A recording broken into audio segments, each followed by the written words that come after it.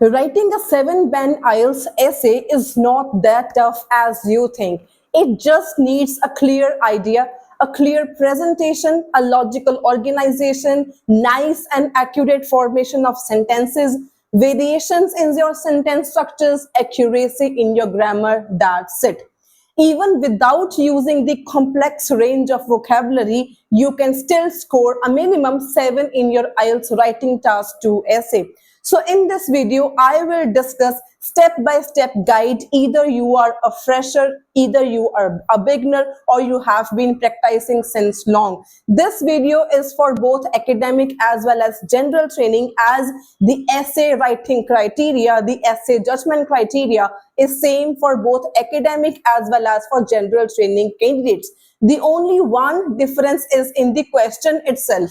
Either you are giving exam on the same day, still the writing task 2 question for academic and general training is different. If you don't know this thing, the question is always different for academic as well as for general training, but the writing criteria, the judgment criteria is exactly same for both academic and general training. So in this video, I will step by step teach you how you can write a minimum 7-band IELTS writing essay, that also in very easy steps, starting with the introduction, body paragraphs, and the conclusion. So the main things you have to focus basically in this video are the different types of sentences that I have used in the sample essay, how I have made variations in these sentences, what type of grammar I have used, and how accurately I have used the grammar, type of vocabulary words, and collocations I have used. So only you have to keep care of these things. And in the end, you have to always check your essay before submitting it to the examiner. I say this thing always in my each and every video. Checking your own essay will definitely boost your band score from 0.5 to even 1 band, as you can already spot your mistakes before the examiner checks your module. So it becomes very important to recheck your question at least once. My sample answer is totally based on the IDP's instructions and IDP's guidelines. I will share the screenshot from the IDP's official website side by side so that you can get the complete assurance and prove that my sample answer and my videos are totally in accordance with the IDP. And if you also use the IDP's instructions and guidelines, I guarantee you can score minimum 7 and even 9 also in your writing task 2 essay. So let's move on to the sample question and sample answer. The question for today's discussion is: the demand of online coaching services and video courses has grown significantly in the digital age. Some now feel this method of learning is a superior option in-person learning. To what extent do you agree or disagree with this opinion? तो सबसे पहले obviously understanding also matters a lot a lot a lot. अगर आपका question understanding अच्छे से होगा तभी आप करेक्टली रेलेवेंट आंसर लिख सकोगे. अगर आपने क्वेश्चन को समझा ही गलत, आपका आंसर ही रॉन्ग हो जाएगा, इररेलेवेंट हो जाएगा, तो उसके अगेन आपके 6 बैंड से ज्यादा नहीं आएंगे. सो द क्वेश्चन सेज कि जो ऑनलाइन कोचिंग की डिमांड है वो बहुत ज्यादा इंक्रीज हो गई है एंड आजकल इस मेथड को काफी ज्यादा सुपीरियर माना जाता है in contrast to the in person learning. तो आप इस बात से कितना अग्री करते हो या कितना डिसअग्री करते हो?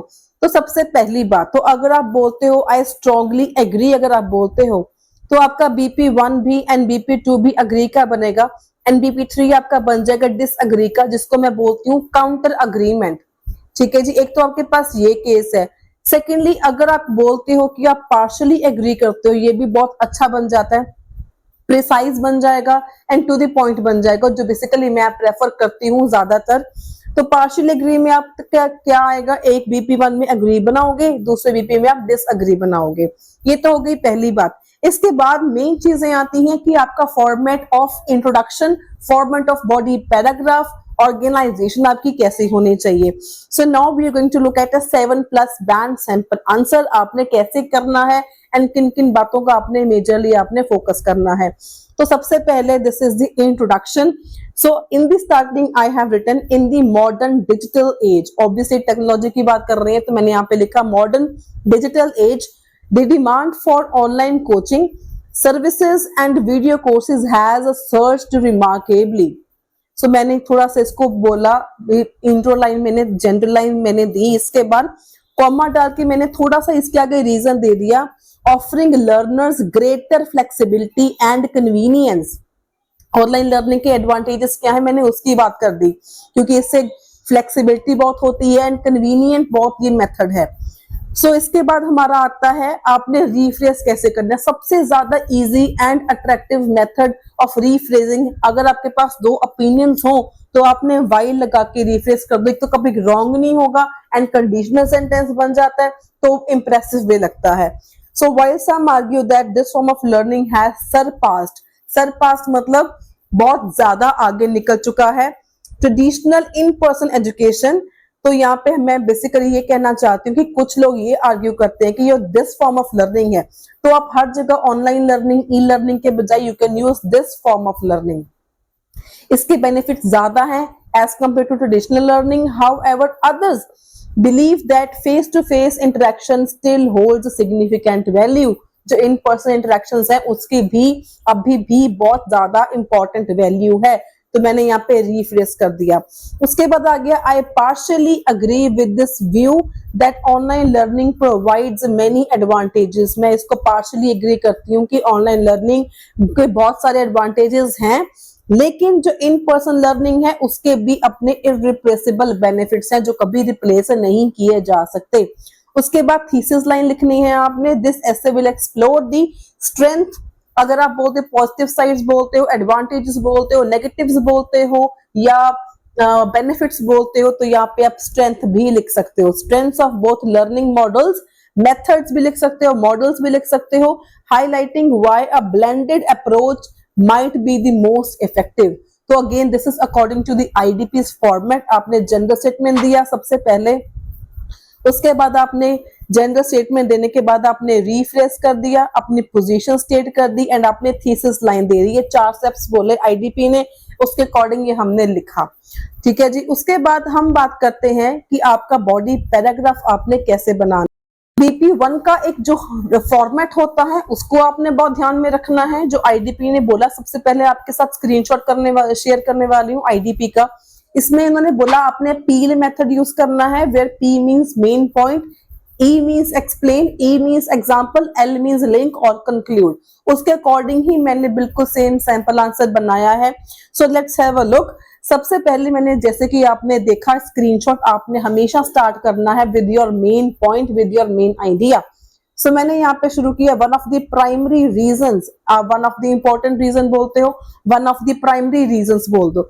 अगर आप फर्स्ट एंड फॉरमोस्ट लिखते हो उसको रिप्लेस करके one of the primary reasons लिख दो, तो ये टेम्पलेट्स की तरह भी आप इनको यूज कर सकते हो।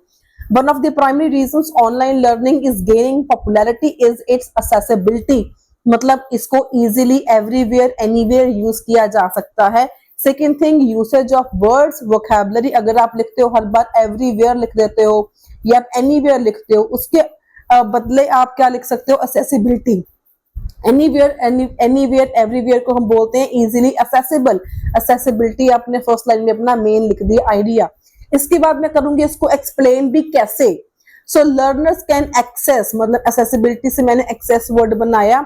A wide range of courses, different courses, distinct courses, various courses की बजाय you can use wide range of courses from anywhere in the world, breaking the geographical barriers। मैंने ये vocabulary अच्छी यहाँ पे ऐड करने की कोशिश करी ताकि एग्जामिनर इसको ज्यादा बैंड दे, तो यहाँ पे मैंने इसीलिए ऐड किया breaking geographical barriers. For example मेरे पास कनाडा से स्टूडेंट्स आते हैं, इटली से, इजराइल से, तो I teach online students from all around the world.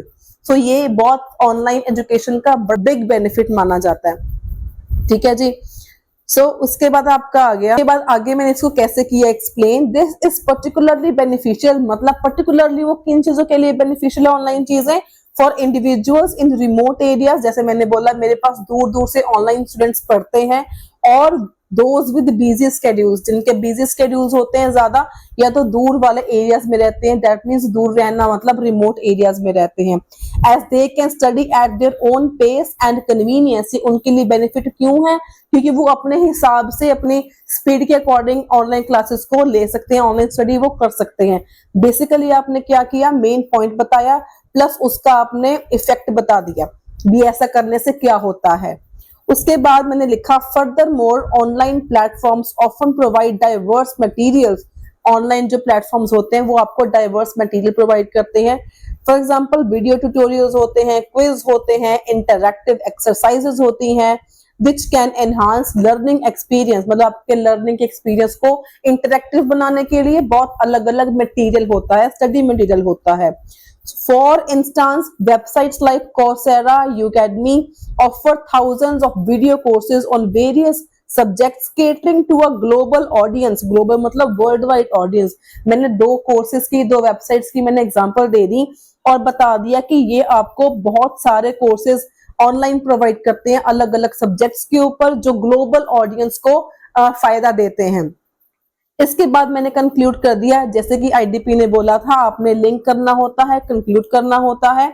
Thus, online learning opens door to opportunities that were previously unavailable to many. मैंने ऊपर क्या बोला था, accessibility बोला था, जैसे कि मैंने ऊपर accessibility को रिफ्रेश करने के लिए मैंने क्या बोल दिया, opens door to opportunities that were previously unavailable to many. जो पहले unavailable थी कईयों के लिए, अब वो चीज पॉसिबल हो चुकी है।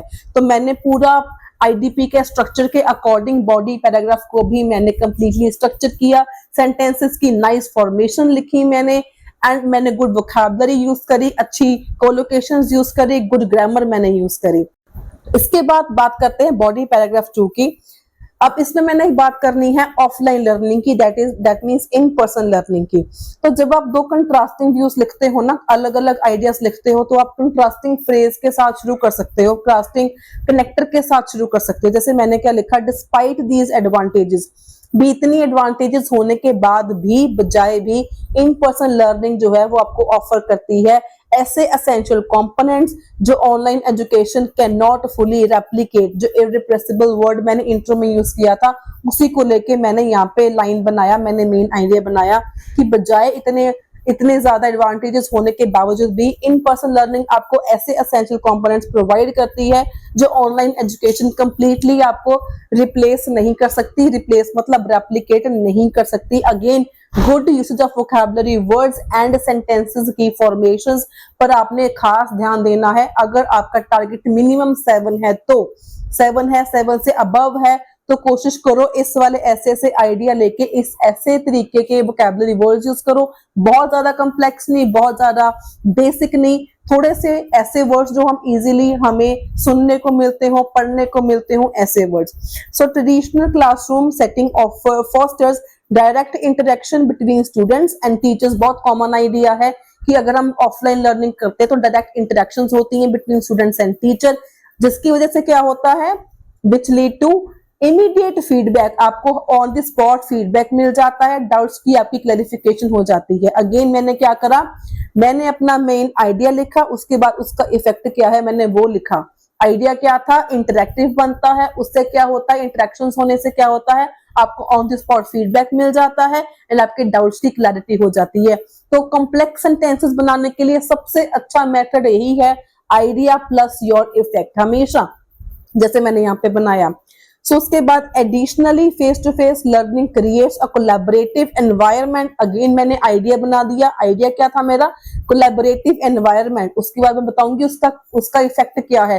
कोलैबोरेटिव एनवायरनमेंट होने से क्या होता है, उसमें क्या होता है, where students engage in discussions and group work. जहां पर ग्रुप वर्क किया जाता है, ग्रुप डिस्कशंस की जाती हैं, जिससे क्या होता है, enhancing critical thinking and problem solving skills, जिससे प्रॉब्लम सॉल्विंग स्किल्स में आपकी इंप्रूवमेंट होती है, क्रिटिकल थिंकिंग में आपकी इंप्रूवमेंट होती है। आप इसमें वो बना सकते हो, मतलब आइडिया प्लस अगेन उसका रिजल्ट बोल दो या उसका आप इफेक्ट बोल सकते हो। तो इसके बाद आ गया कि आपने एग्जांपल मैंने यहाँ पे ऐड करी। मैंने यहाँ पे एग्जांपल में लिखा subjects like that subjects that require hands on training, जैसे कि प्रैक्टिकल सब्जेक्ट्स बोलते हो उसको आप लिख सकते हो हैंड्स ऑन ट्रेनिंग, जैसे कि मेडिकल साइंसेज में होती है, इंजीनियरिंग में प्रैक्टिकल्स की रिक्वायरमेंट होती है। दे ज्यादातर दे बेनिफिट सिग्निफिकेंटली, मतलब ज्यादा इनको बेनिफिट होता है from practicals and in person session. उसके बाद कंक्लूड करना इंपॉर्टेंट है, therefore in person learning offers an immersive experience. Immersive होता है डीप एक्सपीरियंस, तो significant experience, deep experience, immersive experience, आप अच्छे वोकैबुलरी वर्ड्स यूज कर सकते हो। That supports deeper comprehension of complex topics, कि जिसकी वजह से आपको कॉम्प्लेक्स टॉपिक्स की जगह आप डिफिकल्ट की जगह कॉम्प्लेक्स लिख सकते हो, एंड डीपर ऐड करने के साथ आपका कोलोकेशन ऐड हो गया। अंडरस्टैंडिंग को आप कॉम्प्रीहेंशन लिख सकते हो। तो इस तरीके से अगर आप थोड़े से सिंपल वर्ड्स को अच्छे से रिप्लेस कर दोगे तो ऑब्वियसली आपका बहुत बढ़िया बन जाता है, 7+ बैंड का ये बन जाएगा।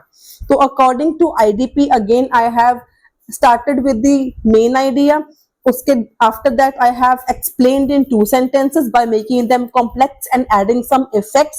उसके बाद I have added on an example and I have also concluded my body paragraph, a perfect and complete logical organization of the body paragraph. So now look at the conclusion. So in conclusion, while की जगह आप although भी use कर सकते हो। although online learning offers significant advantages in terms of, अगर आप like लिखते हो, such that लिखते हो, such as लिखते हो, आप उसकी जगह in terms of भी लिख सकते हो। तो आपने इस essay में काफी सारे vocabulary words भी सीखे, आपने synonyms भी सीखे, आपने sentences की formations भी सीखी, एंड आपने format भी सीखा, आपने structure भी सीखा। in terms of accessibility and flexibility, जो मतलब मैंने BP1 का आइडिया बनाया था फ्लेक्सिबिलिटी का, accessibility का, मैंने उसको मेंशन कर दिया कॉमा डाल के। इन person learning remains indispensable for interactive and practical learning experiences, जो मैंने BP2 का आइडिया था मैंने उसको ऐड कर दिया। मतलब कंक्लूजन की फर्स्ट लाइन में कोशिश करो कि जो मेन आइडियाज आपने लिए होते हैं बॉडी पैराग्राफ्स के, उसको बना के थोड़ा सा कंडीशनल सेंटेंस बनाने की कोशिश करो। उसके बाद अपना सजेशन देनी होती है, आपने एक अप्रोच दे दो। जैसे कि फॉर एग्जांपल मैंने यहाँ पे यूज किया, by combining both methods a more balanced and effective educational experience can be achieved.